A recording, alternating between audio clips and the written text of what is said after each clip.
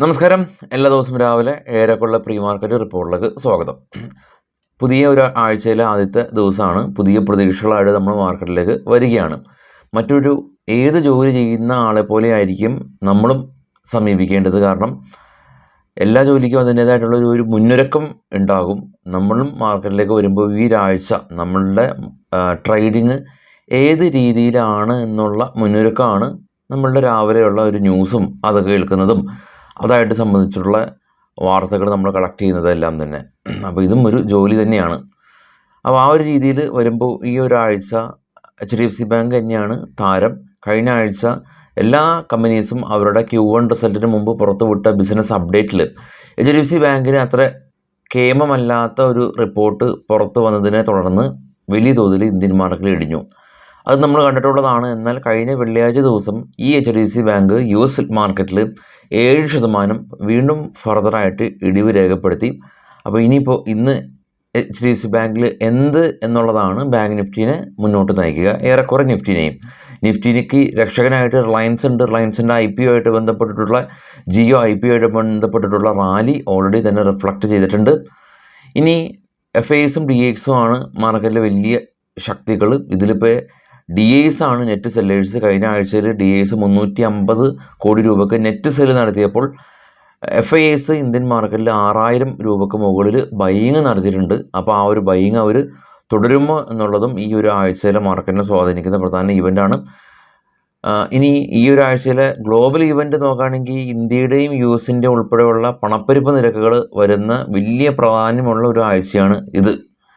Bitcoin നിക്ഷേപകർക്ക് വളരെയധികം നെഗറ്റീവായിട്ടൊരു news. 55,000 ബിറ്റ്കോയിന് എത്തി നിൽക്കുകയാണ്. ഇപ്പോൾ ട്രേഡ് ചെയ്യുന്ന ഏഷ്യൻ മാർക്കറ്റ് ഫ്ലാറ്റാണ്. പ്രത്യേകിച്ച് മൂവ്മെൻ്റ് ഒന്നും നൽകുന്നില്ല. Slightly negative sentiments. നിഫ്റ്റിയും ഫ്ലാറ്റാണ്. പ്രത്യേകിച്ച് ഒരു മൂവ്മെൻ്റ് ഒന്നും തന്നെ നൽകുന്നില്ല. ഈ ഇൻഫോസിസിൻ്റെ റിസൾട്ട് അടുത്ത ആഴ്ച വരും. ബഡ്ജറ്റ് അടുത്ത ആഴ്ച വരും. അപ്പോൾ പ്രധാനമായിട്ടും റിസൾട്ടും ബഡ്ജറ്റും ഇതൊക്കെ തന്നെയാണ് മാർക്കറ്റിന് വലിയൊരു ഈവൻ്റായിട്ട് ഇനി വരാനുള്ളത്. ഇന്നത്തെ കുറച്ച് സ്റ്റോക്കുകളുടെ വാർത്തകളിലേക്ക് വരാണെങ്കിൽ IndusInd ബാങ്ക് ഇവരുടെ അഡ്വാൻസ് 16% വർദ്ധിച്ചു. ഡെപ്പോസിറ്റ് 15% വർദ്ധിച്ചു. നെയ്ക്ക ഒരു നമുക്കറിയാം ബ്യൂട്ടി ഫെയർനെസ് കമ്പനിയാണ്. അപ്പോൾ ഇവരുടെ റവന്യൂസ് എല്ലാം തന്നെ 22% വർധനവ് കമ്പനി എക്സ്പെക്റ്റ് ചെയ്യുന്നുണ്ട്.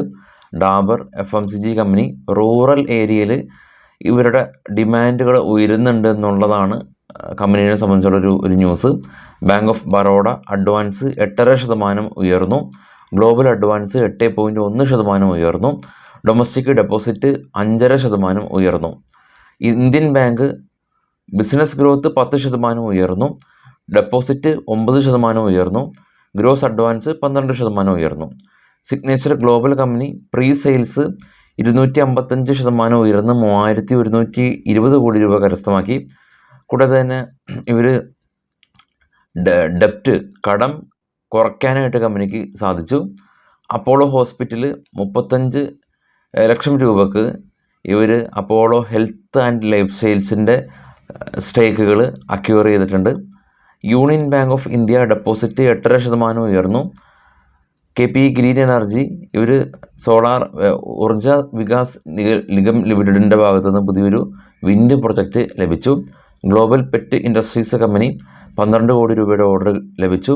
അദാനി വിൽമർ 13% ഗ്രോത്ത് ഇവർക്ക് ലഭിച്ചു. മറ്റുള്ള ന്യൂസുകൾ നമ്മുടെ ടെലഗ്രാം ചാനലിൽ ഉണ്ടാകും. ഈ വീഡിയോയുടെ ഡിസ്ക്രിപ്ഷനിൽ ക്ലിക്ക് ചെയ്യാം.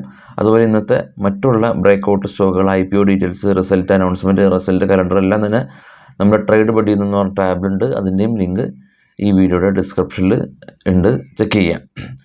ഇനി സപ്പോർട്ടിംഗ് ആയിട്ടുള്ള കാര്യങ്ങളിലേക്ക് വരാം. ആദ്യം നമുക്ക് നിഫ്റ്റിയുടെ ഓപ്പൺ ഇൻട്രസ്റ്റ് പരിശോധിക്കാം. 24,323 സ്പോട്ട്, 24,700, 24,500 റെസിസ്റ്റൻസ് സോണുകളും 24,200, 100, 24,000 സപ്പോർട്ട് സോണുകളായിട്ട് ആക്ട് ചെയ്യുന്നുണ്ട്.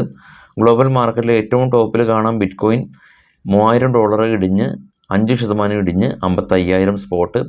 ഗോൾഡ് $4 ഇടിഞ്ഞ് $2,387 സ്പോട്ട്. Brent oil 86.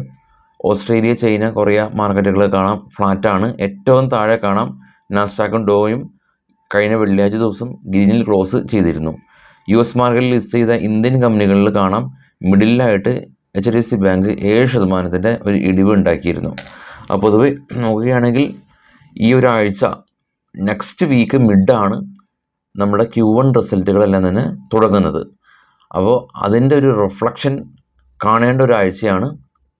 കൂടാതെ തന്നെ ബഡ്ജറ്റും അടുത്ത ആഴ്ചയിലെ മിഡാണ് ബഡ്ജറ്റും ഉണ്ടത്. യൂണിയൻ ബഡ്ജറ്റ് ഈ ഒരു ഗവൺമെൻറ്റിൻ്റെ ആദ്യത്തെ ബഡ്ജറ്റാണ്. അപ്പോൾ അതും റിഫ്ലക്റ്റ് ചെയ്യപ്പെടുന്ന ഒരാഴ്ചകളൊക്കെയാണിത്. കൂടാതെ തന്നെ FIസിൻ്റെയും DIസിൻ്റെയും ഒരു ആക്ടിവിറ്റീസ്, HDFC ബാങ്കിൻ്റെ ഒരു പെർഫോമൻസ്, റിലയൻസിൻ്റെ ഒരു ആക്ടിവിറ്റി, ഇതെല്ലാം തന്നെ ഈ ഒരാഴ്ച മാർക്കറ്റിനെ സ്വാധീനിക്കുന്ന ഘടകങ്ങളാണ്. കൂടാതെ ഇന്ത്യയുടെയും US-ലെയും പണപ്പെരുപ്പ നിരക്കുകൾ അത് നമ്മുടെ വെബ്സൈറ്റിൽ കൊടുത്തിട്ടുണ്ട്. അപ്പോൾ എല്ലാവർക്കും നല്ലൊരു മാർക്കറ്റ് ദിനം ആശംസിക്കുന്നു. വൈകിട്ട് 7 മണിക്ക് വിശദമായിട്ടുള്ള പോസ്റ്റ് മാർക്കറ്റായിട്ട് എത്താം. Thank you.